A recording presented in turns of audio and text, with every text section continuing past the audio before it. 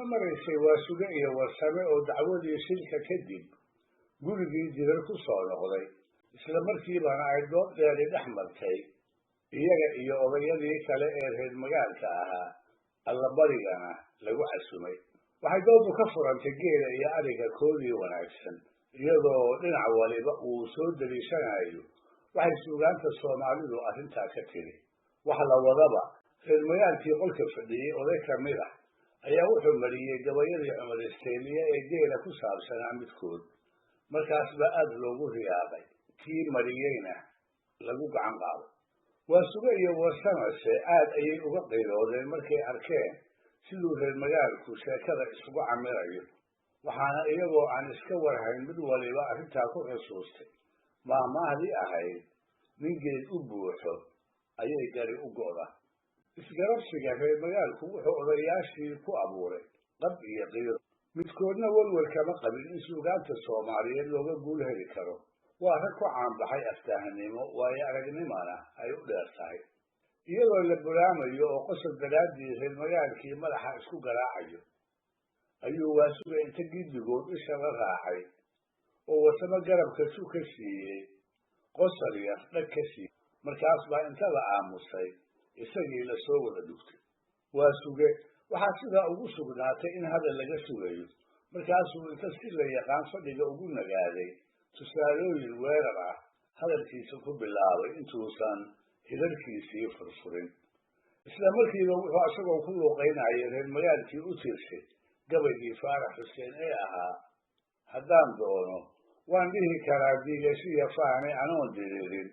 waan ridi karaa daqarro waaweyne dadka eebbahay caabudkiis yaan isaga daayay diradiriyo waan geli karaa dul islaameed ee duddo nabada waan gelin karaa dab iyo qiiqiise inamiin cadaabtii la geyn yaan isaga daayay shimbir duulis badan oo dhulkii degi aqoon waayey marunbuu libaax labadii daan dalaq yidhaahdaaye inay edeebushay doora tahay baan isaga daayay daliil gabaya diin iyo xikmad daacad iyo waano doraad iyo midaan shalay lahaa dug hadday noqotay inaan dhagaba hadal deeqahayn yaan isaga daayay Warsame oo markii hore ku tallamayey halkuu reer magaalka kaga aarsan lahaa ayaa isaguna is yidhi hadalka qaayaha leh ee Waasuge waa inaad ku daba kartaa tusaalooyin ay la dhakafaaraan markaasuu iyadoo weli dadkii ku sii jeedo Waasuge oo wax kale laga sugayo inta si lama filaana hadalkii u qaatay raggii u tiriyey gabaygii Cabdilaahi Muuse ee ahaa duldulkuba hadduu dhagax dul maro bihanka qoyn waayey meeshii dalaaday biyuhu doog ka bixiyaanee dadkuse haddii wax loo sheego waysdala ka dhaamaaye la dooriyey hadalku wa kaaga darayaaye darbo iyo dilliin iyo inaan dirisba kaa yeelo saddexdaa mid baan kula damcay ee adigu soo dooro dhowr qof oo reer magaalka ka mid ahaa ayaa mar kaliya wada booday ayagoo Warsame ku eedaynaya inuu akhyaartii meel uga dhacay waxay ka xumaadeen sababta uu Warsame u soo daliishaday gabay loogu hanjabay haweeney la dhaliilay isagoo la hadlaya raggaas maqaawiirta ah waxay kaloo rumaysan yihiin inuu Warsame murtida Soomaalida meel kaga dhacay oo dariiqeedii ka habaabiyey maxaa yeelay wuxuu gabaygan u adeegsaday meel uusan ku habboonayn waxaa hadalkii qaatay nin reer magaalka ka mid ah dadkii Warsame ceebeynayena ugu ereya kululaa wuxuu yidhi Warsamow markaad adeegsanayso maahmaah ama murti kale waxaad la tixgeliyaa qofka aad la hadlayso waxa aad ka hadlayso iyo meesha aad ku hadlayso intaba layskama dhawaaqo oo lama yidhaah wixii maankaaga ku soo dhaca laakiin is-afgaran waabaa dhacay Warsame markuu gabaygan soo daliishanayay wuxuu maanka ku hayay saddexda meelis oo gabayga ugu horeeya kuwaasoo guud ahaan tilmaamaya inaan dadka qaar hadalku wax u tarin sida uusan durdurku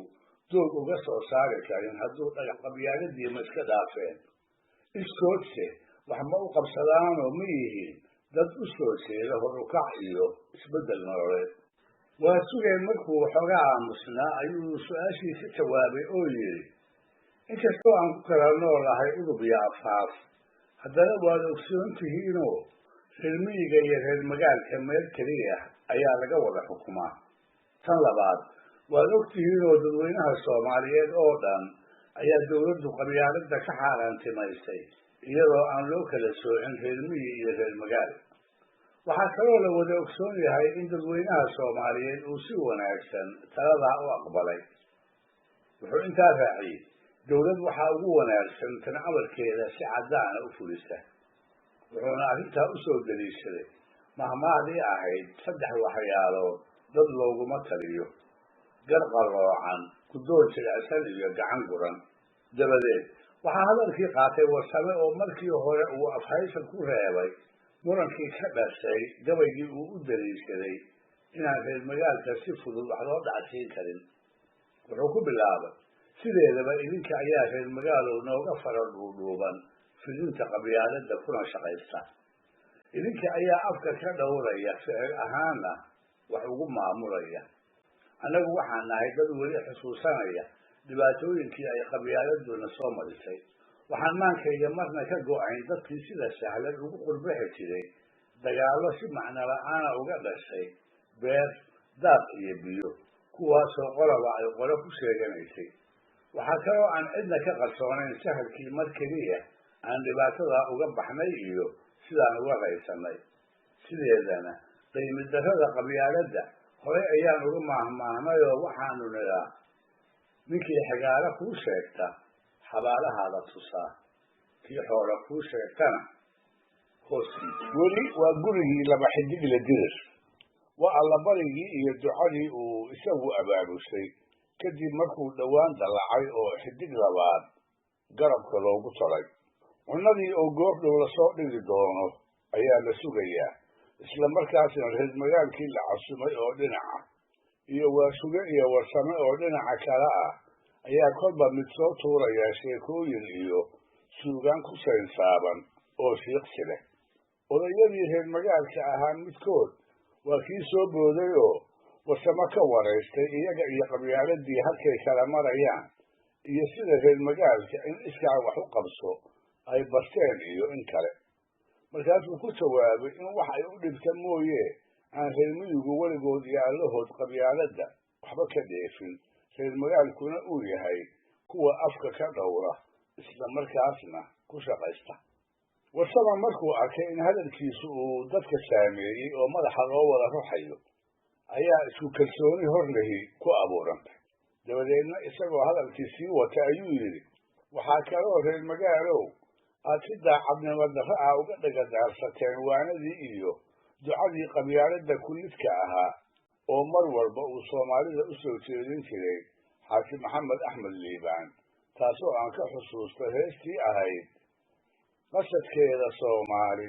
alla ha u quwiyeeyo, reer qabiila fulaan rabbigay ha ka qaado, qalqalkii nagu raagay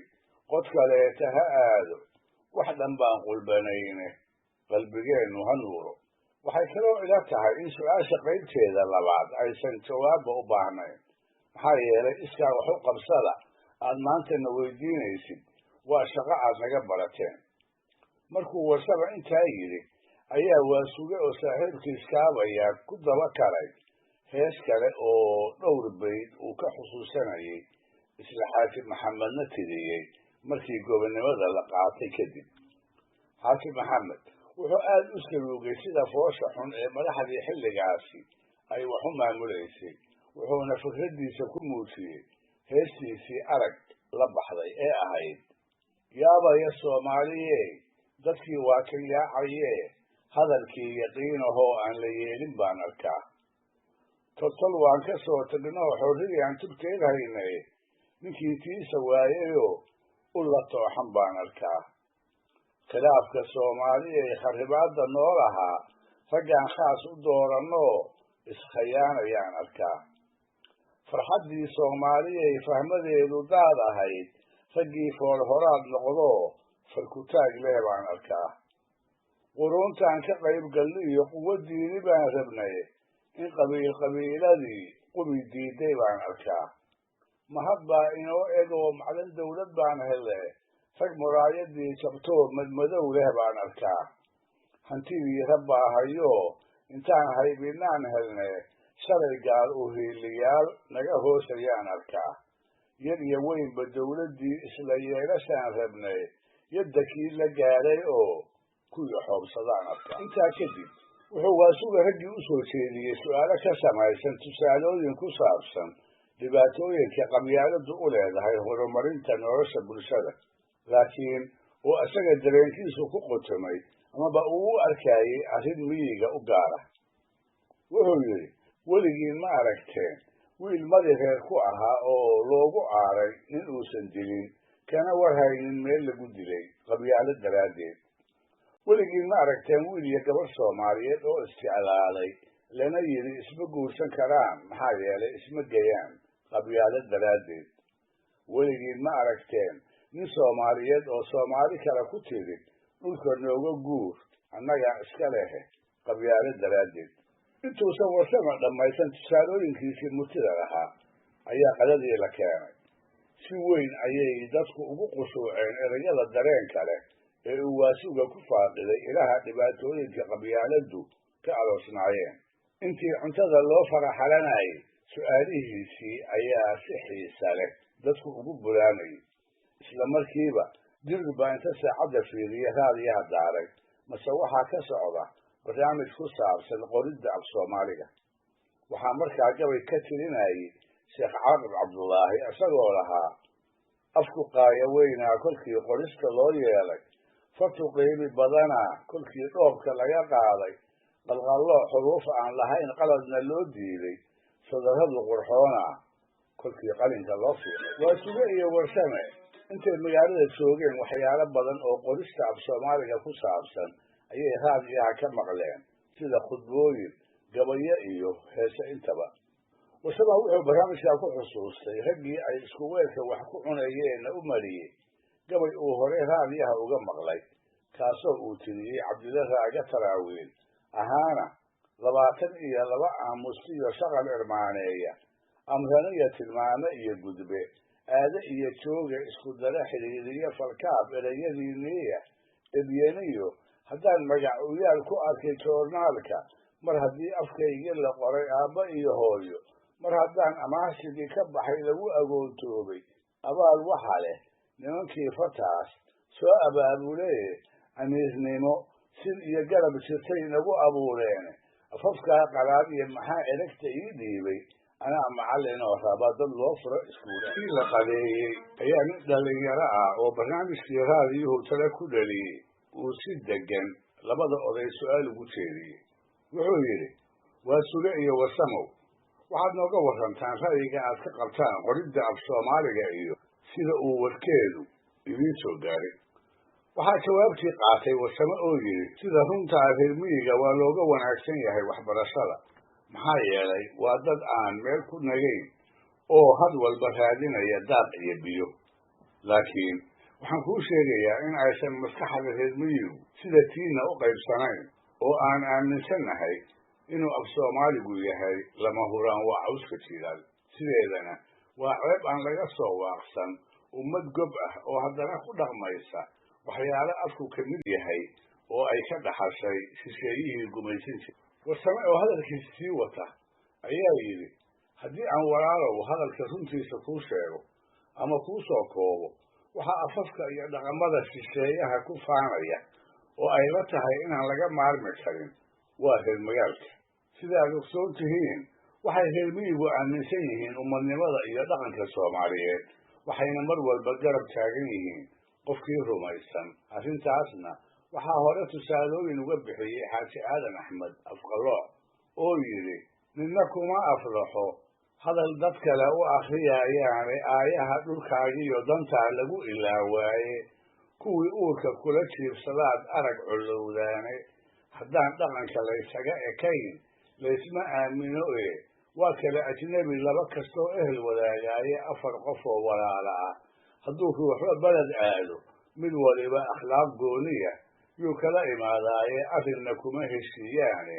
way kala isdhoobaan odagii reer magaalka ahaa ayaa inta cimaamadiisii jilbaha ku xirtay isagoo shaarubka far iyo suul ku meeqaaya wuxuu yidhi jawaabtii warsame bixiyey hal baan ka idhi hadalka waasuga raaciyeyna hal baan ka idhi tan hore hal baan ka idhiyo waxaa hadalka warsame ka muuqatay inay reer miyigu mabda ahaan waafaqsan yihiin qorista af soomaaliga laakiin ayan firaaqo u heli karin waxbarashada wuxuu kaloo warsame si caddaana noogu muujiyey inay reer miyigu aad uga xumaayeen ku dhaqanka afafka shisheeyaha haddaba waxaan idin leeyahay haddii aadan baran sida loo qoro iyo sida loo akriyo wuxuu afku ka dhigan yahay biyo ubbada kaaga buuxa oo aad ka ooman tahay isticmaalkiisuna wuxuu ku kooban yahay labada qof ee ismaqlaaya keliya haddaad sidaas yeeshaanna waxaad ku sifoobaysaan abwaano aan ku camal falayn murtida ay afkooda ka sheegayaan bal waxaad xusuusataan maahmaahdii qaayaha lahayd isla arrintaasna ku saabsanayd ahaydna dhibkaad dhowrataa dhashaaduu suga hadalkii waa sugana hal baan ka idhiyo waxaan marka hore waa sugow kuu qirayaa inay reer magaalku ugu horreeyeen soomaali wax ka barata shisheeyaha laakiin faa'iidooyinka aan ku gaaray waxaa ka mid ahaa inaan muddo kadib kala ogaanay waxyaalaha waxtarka u leh horumarinta nolosheenna iyo kuwa aanu lahayn taas waxaan ku gaaray waxbarashada sidoo kalena waxay noo horseeday inaan hubsannay inaan cilmiga la kala lahayn af kasta waxa lagu bartee hadalkaasu si weyn ayuu odayaashii u saameeyey waxaana isagoo cod jilicsan ku hadlaya jawaab gaaban ka bixiyey warsame oo yidhi bal marka hore waxaan kuu qirayaa inaad hadal qaayale lagana garaabi kara ku hadashay waxaanse ku xusuusinaynaa inaan dadaalkiina waxba ka naasacadayn sababtuna waxay tahay waxaad nagu waaninaysaan inaan baranno sida af soomaaliga loo qoro dhashiinana waxaad ku ababisaan dhaqamada shisheeya haddaba walaalow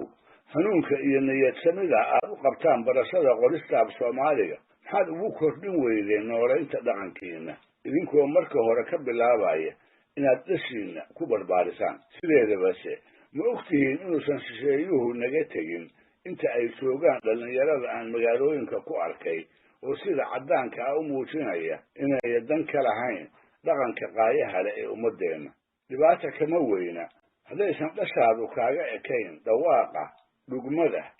iyo dharxidhashada markuu hadalkiisu xubin gaaraba warsama wuxuu qooraansanayaa saaxiibkii waa suge haddaba dhashiina fasahaaday aad ayay u waxyeelaynaysaa sharafta dalkeenna waxaana hore loo yidhi buro foolka kaaga taal xanuun dartiis lama goyn karo foolxumo darteedna lama sidan karo hadalkaas reer magaalkii intoodii badnayd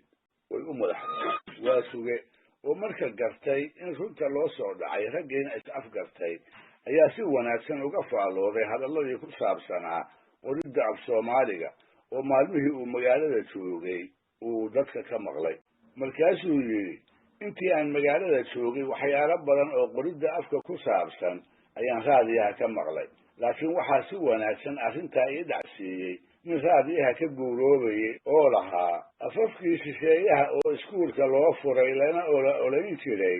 ujeeddooyinkoodiiyo isticmaalku ima dhicin ayaantii dambeetana afka aabba iyo hooyo muddo 2 ayaamooda markii alifka lay baray akhbaartii la soo qoray akhriskeedu ima dhibin aqoonteennii aasnaydna iftiinkaa la soo dhigay umuurtaana awalkeedii ilaahaa agaasimay odayaasha taliyana amarkoodii waa fulay akhyaartii la soo xulay ee afka sidan u soo qorayna waa lama ilaabaan inta axad ka nool yahay ummaddeenna soomaali farxad iyo is-afgarab ayuu raggii maalintaa ku kala tegey odayaashii labada dhinacna wax weyn ayaa u kala kordhay markii la kala dhaqaaqay ayuu warsame sii sagootiyey waa suge intayan ismacasalaameynna waa suge ayaa yidhi warsamow waad og tahayo aniga iyo adigu weli ma helin meel aan xasil ugu sheekaysanno sidaa daraaddeed waxaan jeclaan lahaa inaan ballanno maxaa yeelay waxaa lagu maahmaahaa war waxaa lagu xalaaleeyaa ballan xoolana bir badarna suus markaas bay ku heshiiyeen inay 7 kadib isku arkaan beerta nasashada sidaas bayna iyagoo wada faraxsan ku kala tageen 7 ayaa ka soo wareegay maalintii waa suge iyo warsame isugu dambaysay waxaa la soo gaaray waqtigii beerta nasashada ay ballanka ku lahaayeen dhibaatada ay maalintaas la kulmeenna waxa ugu weynaa in mid waliba uu u haystay in beerta nasashada ee magaaladu ay mid keliya tahay oday waliba tu keliya ayuu bartay intuu magaalada joogay taas ayuuna niyadda ku qabtay markii ay ballamayeen warsame wuxuu goor casara ka soo kacay aqalkii walaalkii dirir oo degmada howlwadaag ku yaal isagoo fulinaya ballankuu wadaygiis waa suga lalahaa intuu jidka sii marayey wuxuu sii kala shaandhaynayay waxyaalihii uu magaalada ku arkay kuwii ugu yaabka badnaa wuxuu isku sii duwaayey wuxuu waa suge uga sheekayn lahaa warsame wuxuu soo gaaray beerta nasashada ee dhagax tuur intuusan fadhiisanna wuxuu ku soo wareegay beerta afarteeda gees isagoo waa suge ka raadinaya markuu hubsaday inuusan wareegiis weli imaan ayuu kursi dhagaxa isaga fadhiistay warsame markii hore cabbaar ayuu ka shakiyey kursiga laftiisa wuxuuna hoos iska weydiiyey in qof kastaa isaga fadhiisan karo iyo in kale laakiin waxay ugu dhammaatay isagoo leh la hubsan doonee markuu kursigii ku nagaaday ayuu niyadda ka faallooday isaga oo la yaaban dadka tirada badan oo inta qof waliba dhar wanaagsan soo labistay keli iyo koox isaga sheekaysanaya fadhi iyo taagnaan beerta dhexdeeda markaas buu is yidhi kuwaani waa dad howla-aan dhargay aragguuduna wuxuu xusuusiyey gabaygii cigabaraar ee ahaa 70 loo faroo suuqa wada jooga oon soofka xoolaad lahayn sid iyo caatoona oo suud xariiriyo ka siman saacaddii gacanta oo siiga inay taabatiyo saxarka diidaaya oo aan rubaabiga sarsaran sina u waayeynin oo sida tujaartii cadmeed sida tadniigtaynka haddaan lacagta sida loo heliyo sababta lai sheegin halaysuga beriya saa dambaan qaar silsiladayne wallaahaan raggaan saafushaa socod ku dheeraan yar kadib oday reer magaala ayaa warsamo kursigii kula soo fadhiistay salaan wanaagsan ayay isdhaafsadeen magacyadoodana way isu sheegeen odayga reer magaalka ah waxaa la yidhaahdaa da'fiir sheeko caadi ah ayaa labadii oday u bilaabatay ugu horrayntii warsame ayaa da'fiir su'aal weydiiyey oo ku yidhi waxaad iiga warantaa dadkan iska wada ladan oo subax iyo garab tamashaya haddana ila ah dad aan xoola lahayn ama aan dhaqan xoogsina u kallihin halkee wax ka soo galaan intuu warsame hadlayey da'fiir lama socon maxaa yeelay wuxuu ku howlanaa oo ka daba indha taagayay gabar ladan oo odayaasha soo agmartay markii jawaabtii laga sugayeyna inta warsame garabka tug ka siiyey ayuu yidhi eesh calaa warsame si weyn ayuu ula yaabay waxyaalaha ninkaas odayga ahi uu ku kacayo markaasuu damcay inuu hadal waanaca u jeediyo wuxuuse xusuustay mahmahdii ahayd nin camalkiisa ka waani waa dudumo ciid ka mayr markay gabadhii dahsoontay ayuu da'fiir u soo jeestay warsame oo yidhi iga raalli ahowe maxaad i weydiisay cabbaar ayuu warsame aamusnaa isagoo odaynimada da'fiir aad u saluugsan inkastoo reer magaalka oo dhanba uu ka wada shakiyey galabtaas wuxuu warsame xaqiiqsaday inuu run ahaa buraanburkii ay islaantu gabadheeda ku waanisay ee ahaa duqowda magaalo qaar waa dad loo faraa da'dooda ma fiiriyaan hadday dumar arkaan sidii dugaag xoola helay bay u daba ordaan diintu waxay diiday bay saani uga dalbaan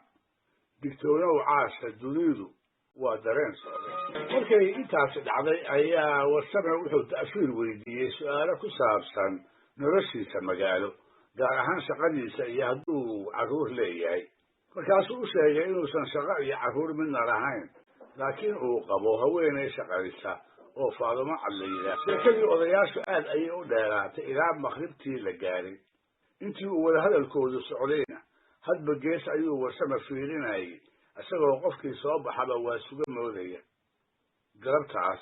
aad ayuu warsame uga xumaaday ballanka looga baxay maxaa yeelay war umuu hayn sababta odaygii kale uga maqnaaday wuxuuna intaas laabta iska lahaa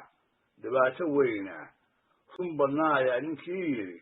rag waxaa kuugu daran nin aad sugaysoon kuu soo socon iyo nin aad soortoon kaa socon waa suge ogaal iyo ilowsan midna ugama baaqan ballankuu warsamo la lahaa laakiin wuxuu isaguna fadhiistay beer ay la ahayd tan keliya oo magaalada ku taal inay tahay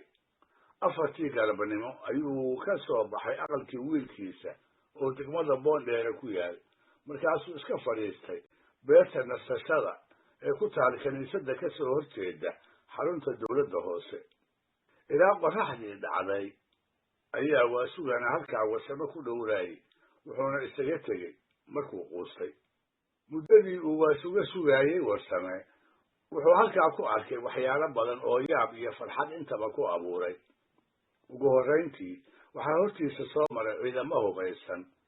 habsamina u labisanoo kooxdii muusigu hor joogto waasuge waxaa hore dhiilo ugu sii abuuray dadweyne fara badan oo jidka hareerihiisa tuban tartiibna u soo kordhaayey khamiis kasta galabtii ayay ciidamadu bixiyaan salaanta calanka dadkuna u sii diyaargaroobaa daawashadooda xiisaha leh inkasta uu waasuga si weyn ugu farxay aragga ciidamada iyo salaantii calanka intaba haddana intaas niyadda ayuu iskala hadlaayey oo wuxuu islahaa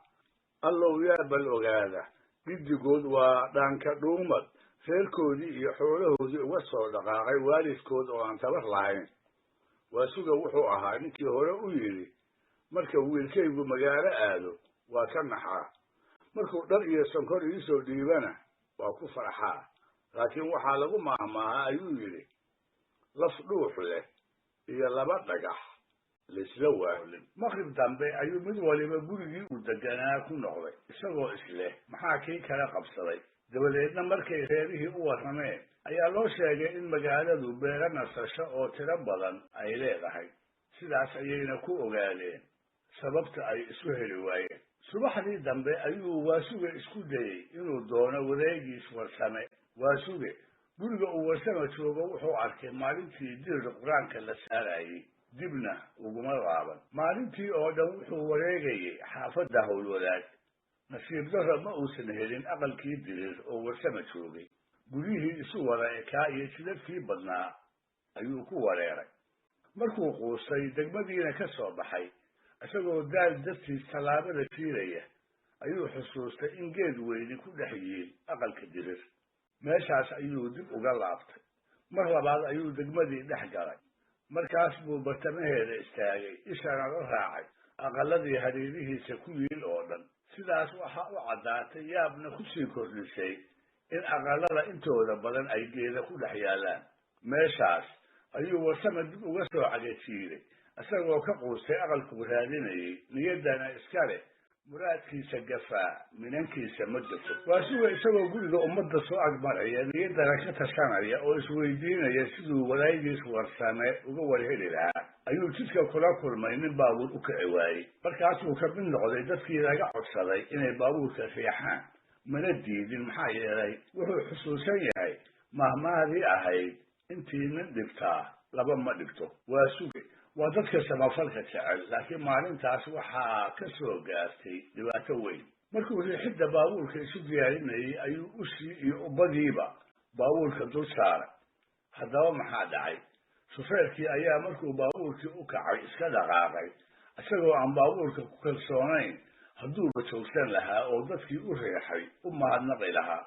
waasuga markuu hubsaday inaan baabuurku joogsanayn ayuu ka daba orday isagoo qaylinaya dadkii jidka maraayey ayaa is yidhi ciyaar suuq ayaa duqa lacag ka dhacay markaas baa qof waliba halkiisii ka soo orday shufeerkii oo qayladii dadka maqlay ayaa isna baabuurkii joojiyey kana soo degay waasuge wuxuu yimid isagoo aan hadli karin oo orodkii ku xiiqay dadka oo dhammi waxay dhowrayaan duqa hadalkiisa qaarna waxayba lahaayeen noo waran maxaa kugu dhacay markuu xoogaa nastay ayuu hadlay wuxuu yidhi war usha iyo ubbada iisoo dejiya markii sababtii la ogaaday ayaa qof waliba qosol la raftay oo shufeerkeeda qoslay markaas buu waasugana qoslay markii la wada qoslay goortii la kala tegayey ayuu mahmaahay oo yidhi balaayo waa tii kaa qoslaysa waasuga wuxuu aqalkii wiilkiisa tegey goor duhur ah isagoo aad u daalan reerkiina wuxuu uga sheekeeyey dhibaatooyinkii uu maalintaas la soo kulmay waasuge iyo warsame waxay ismoogaayeen muddo 2 toddobaad ah iyadoo uu mid waliba raadinayay midka kale maalintii dambe ayay goor duhura isku arkeen masaajidka barwaas oo ku yaal bartamaha xamar boqolaal qof ayaa salaadii duhur sugayey laakiin intaan tukashadii loo joogsan welina dadkii soo gurmayo ayuu warsame meel dheer ka arkay waasuge oo geesta kale ka soo gelaya masaajidka markaasuu iska dhawaaqay isagoo leh waa sugow odaygii kalena markuu maqlay oo arkay wareegiis ayuu halkiisii ka soo orday oo dadkii salaada sugayay kasoo wada dulbooday qaarna daldalay nasiib darro odayaashii oo aan isla soo gaarin ayaa salaadii la aqrimay markaasaa mid waliba halkiisii safka ka galay markii salaadii laga baxay ayay isu yimaadeen isla dhaafsadeen salaan farxad leh iyo iswaraysi gaaban intaa kadib waasuge ayaa warsamo ku marti qaaday inuu maalintaa kala soo qadeeyo aqalka muuse soona barto gabadha wiilkiisu qabo si farxad leh ayuu martiqaadkaas warsaba u aqbalay hore ayuuna uga warhayay ina waasuge inuu qabo haweeney caddaana oo maariya la yidhaahdo wax yar kadib odayaashii waxay yimaadeen aqalkii muuse nasiib darro waxay maalintaas aqalka kusoo beegmeen maariye oo yaro jiran markii la qadeeyey cabbaasna la sheekaystay ayaa salaadii casaas la aadaamay odayaashii halkoodii ayay ku tukadeen markii ay salaadii ka baxeen oo ay ducaysteen ayuu warsame muuse u yeeray oo ku yidhi koob yar biyo ku keen aan gabadha jiran tahliil u tufnee waasuge oo xoggaar u ah inayan reer muuse tahliisha jeclayn kana hortegila samafalka uu wadeegiis ku kacayo ayaa intaas niyadda iska leh ilaahow nimaan wax ogeyn ha cadaabin saa wax ma oge muuse wax kastaba ha qabee maalintaas wuu ka xishooday odayaasha markaasuu koob yar biyo ku keenay markay tahliishii tufeen ayay magaalada isu raaceen laakiin intaysan aqalkii ka bixin ayuu warsama u mahadnaqay reer muuse kadibna macasalaameeyey markuu muuse la ballamayey waxaa dardaarankiisa ka mid ahaa muusow markay gabadhu tahliisha cabbayso waa inay 3 jeer ka bataa bisinkana ku bilowdaa kadibna ay madaxa iyo beerka gacanta la marsataa galabtaasi waxay ahayd markii ugu horreysay oo waasuge iyo warsame ay keligood magaalada u daawasho tagaan waxay mareen jidadka waaweyn iyo suuqyada magaalada waxayna wadajir ula kulmeen waxyaalo badan oo ay reer magaalka ku dhaliileen waxay arkeen ciyaar yaryar oo la da-ah kuwii miyiga ku ilaalinayay weylaha iyo maqasha oo markii qof baabuur meel dhiganayo usoo kala orda marmarna ku dagaalamaya oo inta qasho isu jabsada la kala ridayo odayaashu ma garan sababta ugu wacan cid u sheegtana may helin laakiin waxay u qaateen ilmo aan waalid iyo walaal midna lahayn waxay arkeen rag iyo dumar badan xoog iyo caafimaadna ka muuqdaanoo haddana tuugsanaya marmar waxay la kulmayeen masaakiin run ah oo cilil iyo curyaanba leh waxay galabtaas arkeen wiil 20 jira oo laga daba yaacayo qof walibana leeyahay tuuga qabta markay odayaashu dadkii waraysteenna waxaa loo sheegay inuu wiilku islaam waayeela oo dukaan wax ka gadanaysay kala soo orday kiis gacmeedkeedii lacagta waxay la yaabeen rag ay subaxdii hore arkeen mid waliba goonidiisa ayuu u arkayay gelinkii hore islama ay socon ayagoo tala iyo turub ku ciyaaraya agagaarka kawaanka xamar weyne oo weli halkoodii yurura waxay kaloo indhahooda ku arkeen oday da-dooda oo inta khamri ka dhergay isagoo sakhraansan dariiqa dhacdhacaya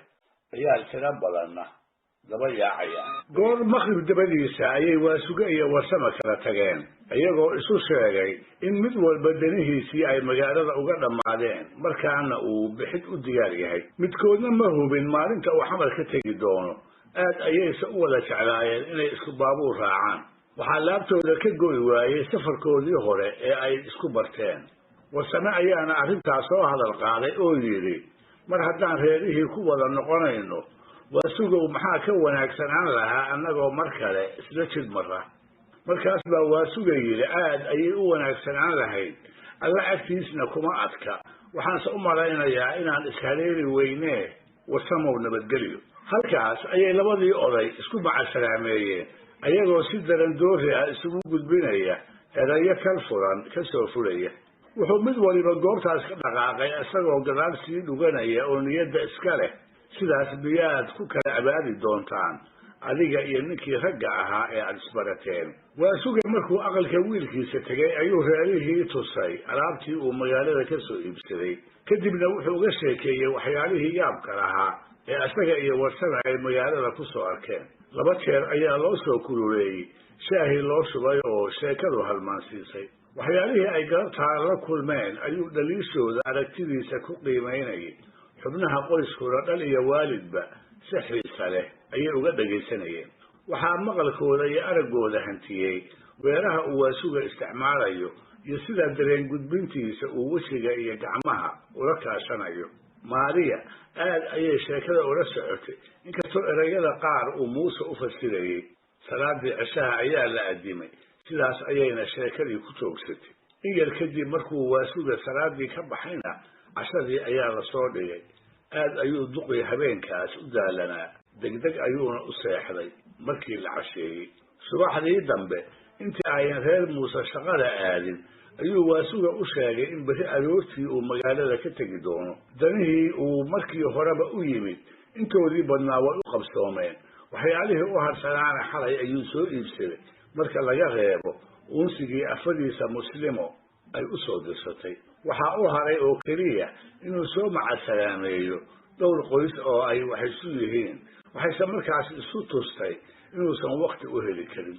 dabadeedna wuxuu goostay inuu cudurdaarkiisa muuse ugu faro. maalinta u hartayna uu labadeeda gelinba magaalada ka soo raadiyo unsigii muslimo. marka uu odaygu reer muuse hadalka u bilaabayo 20 daqiiqo ayaa ka harsan saacaddii shaqadooda. waxaa intaa u dheer inuu sanduuqu ujeeddada abbaarin ee ka horraysiiyey arar, mahmaha iyo tusaalooyin intaba. dhowr kal ayuu muuse saacadda fiirsay, isagoo aabbihiis u muujinaya inuu degdegayo, laakiin duqu arrintaas ma dareemin. wuxuu bilaabay dardaaran dheer oo u badan talooyin uu baryahanba reer muuse u biirinayay. markii dambe maariya ayaa inta ishayn weyday baabuurkii kortay oo muuse hoonka u yeedhisay. waasuga oo aan la socon dhibaatada xagga shaqada reer muuse ka haysata ayuu isaguna hadalkiisii hakiyey ilaa ay maariya soo laabanayso. wuxuu duqu jeclaa inay dardaarankiisa goobjoog ka noqoto. muuse ayaa markaas yidhi, aabe,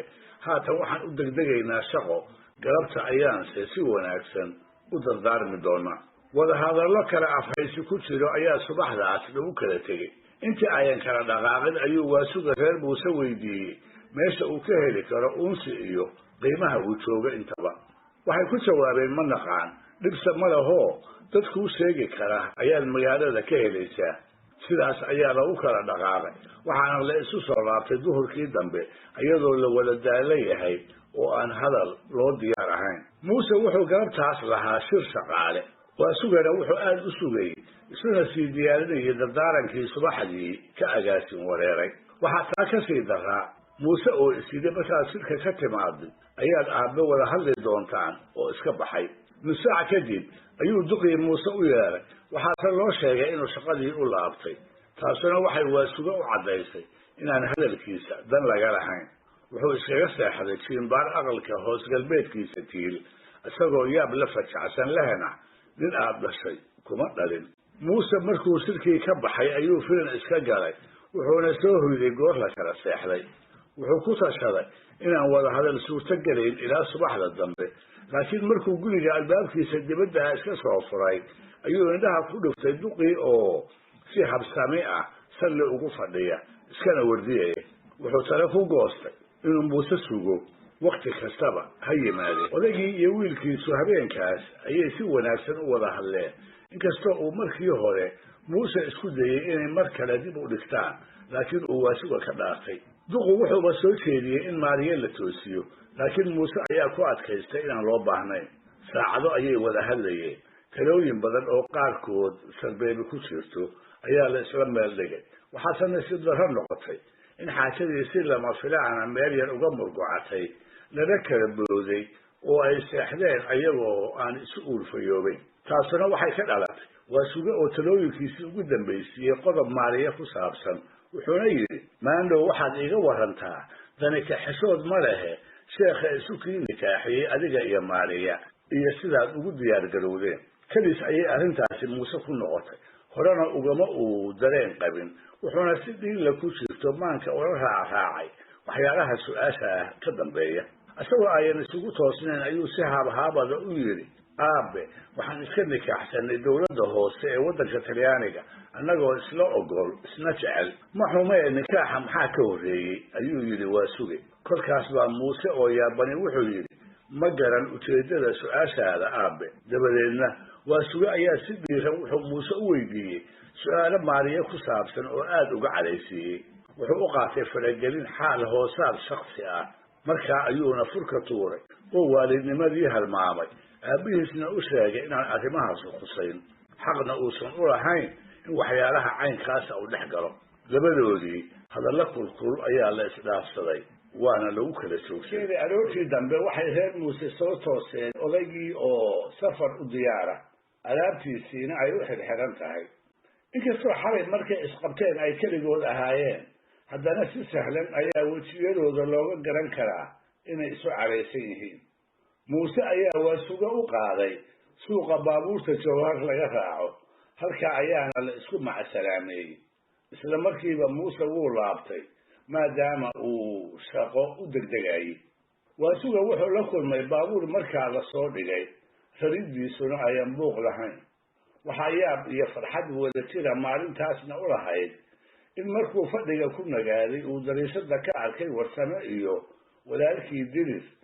oo inta tagsi ka degay usii socod boobaya xagga baska gaalkacyood si qiyaasta ka baxsan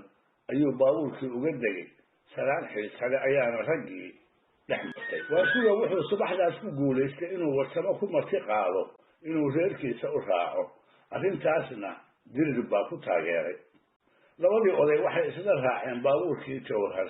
habeenkii dambe ayayna tageen reerkii waasuge oo magaalada gelin socod u jira 4 maalmood ayuu warsame halkaa joogay wuxuuna ka ambabaxay isagoo ka kororsaday aqoon ballaaran oo dal iyo dhaqanba leh waxyaalihii oo halkaa ku arkay waxaa ula xiisa badnaa habka martisoorka iyo dhaqashada bar iyo beerba kulmisay wuxuu kaloo warsame nasiib u yeeshay inuu ka qayb galo xaflad aroos goobjoogna ka noqdo yaradka la bixiyo iyo sida loo bixiyo aad ayuu u saluugay tirada yar ee xoolaha yaradka loo bixinayo wuxuuse fikraddaa ka soo laabtay markii loo sheegay inay arrintaasu ka soo jeedo go-aan hore loo qaatay oo ahaa in yaradka laga dhigo wax ninka saboolka ahi dhiibi karo tirada duunyadana aan laga dooran tan dadka warsame wuxuu arrintaa ku xusuustay mahmaahdii ahayd nin dadku siiyey duunyo looguma faano maalintii afraad ayuu warsame baabuur mudug u socda jawhar ka raacay waxaana sagootiyey waasuge oo rati ugu soo raray kiintaan masaga ah iyo 2 tanag oo sisin ah lana mid ah 24 suus warsame wuxuu isla markiisa casuumay waasuge laakiinse wuu ka cudur daartay oo wuxuu u sheegay in la gelayo xilligii beer abuurka wuxuuse u ballan qaaday inuu gaalkacyo ugu tegi doono kadib markii baladka la ururiyo waa siduu ballan qaaday ee xilligii dambe ayuu waasuga baabuur uga degay suuqa magaalada gaalkacyood wuxuu magaciisa haystay nin warsamo la dhashay oo magaalada dukaan ku leh waxayna tara ugu go'nayd inuu raadiyo intii karaankiisa hadduu waayana jidka dib ugu soo laabto dukaanlaydii ugu horreysay ee uu weydiiyey ayaa u tilmaamay muddo yar kadibna wuu helay warsamo walaalkiis axmed baa la yidhaahdaa horay ayaa waasuge loogu ballameeyey fikrad wanaagsanna looga siiyey maalintiisii labaad galabtii ayaa waasuge lagu daray nin u socda bulsho xoola dhaqato ah oo uu ka mid yahay qoyskii warsame naqna ka degtay meel gaalkacyo 2 maalmood looga socdo waasuga wuxuu muddadaa la joogay warsamo walaalkiis wuxuuna kala kulmay wanaag xusuus ku reebay waasuge iyo raggii uu la socday waxay bulshadii ku soo beegmeen goor duhura iyadoo maqaawiirtii ku dhan tahay geed lagu qaadayay gar ku saabsan nin geel lagu ergaday neef ka iibsaday lagama sheekayn karo salaantii xiisaha ahayd ee dhex martay labadii oday markay is arkeen intaas kadib warsame wuxuu isbaray waasuge iyo odayaashii bulshada waxaana la isla gartay in gartii halkeedii kasii socoto wax weyn ayuu waasuga halkaa ka faa'iidaystay isagoo si gaara u danaynaya aftahamada odayaasha iyo sida hadalka looga gurayo laysuna gaarsiinayo dood iyo difaac aan kala liidan ayaa la isdhaafsanayaa markaasuu waasuga hadba dhinaca hadalka ku dambeeya la safanaya suugaantii raggu isu soo daliishanayay wuxuu waasuga maalintaa kala baxay baydad ka mid ah gabay uu qamaan bulxantideeyey kuwaasoo ahaa maashaan la sarin waa dambay sara kacaan tahay sakaarkan la rogin kaa qarsoon sabarradiisii iyo socdu waxay ka quruntaa halkaan hidibku saafnayne hadalkaan saxnayn wuxuu taraa sun iyo waabay qoraxdoo liicday ayaa guddoonkii dhacay warsame ayaana raggii habeenka aqalkiisa ku marti qaaday isagoo uga dan leh soo dhoweynta saaxiibkii waasuge iswaraysi kaftan iyo aqoon kororsiga ayaa raggii dhex maray inkastoo weeraha sarbeebta ah iyo erayada qaarkood laysu fasirayey waxay raggii oo dhamme habeenkaa u aqoonsadeen habeen xusuus reeb leh waxayna kala tageen iyagoo waasuge u muujinaya siday barashadiisa ugu faraxsan yihiin waasuge wuxuu warsamo la joogay muddo 7 ah waxaana la siiyey 10 riyood iyo tanag subag ah wuxuuna la geeyey magaalada Gaalkacyood si uu baabuur ugu hubsado markay magaalada yimaadeen waxay maalintaa habsadeen aqalkii Axmed warsamo walaalkiis galabtii dambe ayayna labadii oday halkaas isku macsalaamay